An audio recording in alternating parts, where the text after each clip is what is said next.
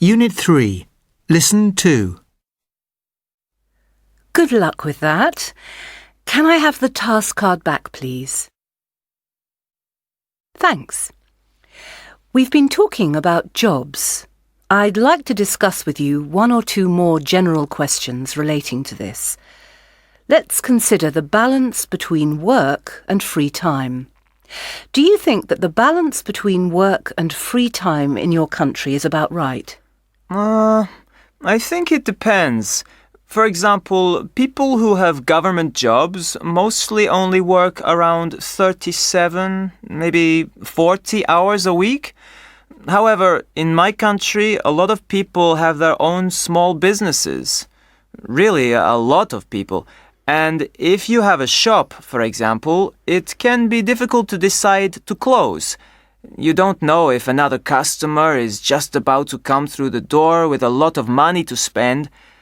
From what I've seen, people with their own shops regularly work extremely long hours, up to perhaps 14 hours a day, 7 days a week. The same can be true for other people who work for themselves. I see. And what problems can be caused by too much work, do you think? It can cause problems for family life, in my opinion. It's obviously not very good for children if they hardly ever see their parents. And from what I've seen, it can be very bad for relationships between married couples if they just work continuously and never have any fun together. I'm sure this is a common reason for divorces. What can people do if they feel they are expected to do too much work? Well, there's a law in my country which limits the working week to, I think it's 48 hours per week, maybe even less.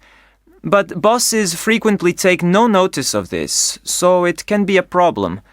If somebody is asked to work more than this, they should speak to their boss and ask to be given less work. But, of course, this can be difficult. It's not always easy to make a complaint to your boss. From what I've seen, they tend to make employees feel guilty for complaining. Now, let's consider workaholics. Why do you think some people work so much that they become workaholics? Workaholics? Obviously, it depends on the person, but in my experience, it's not really the money that makes them workaholics. I think it's just something in their personalities which doesn't allow them to stop thinking about work and switch off. For example, I have a friend who runs his own website. He works on it all the time.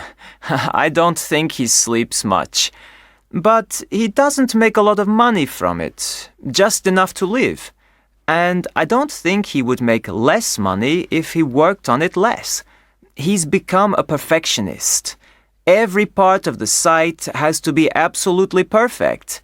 It's become a kind of obsession for him.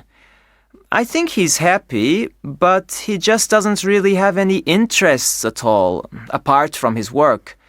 I guess that's just how he likes to live his life. It's up to him. Thank you very much.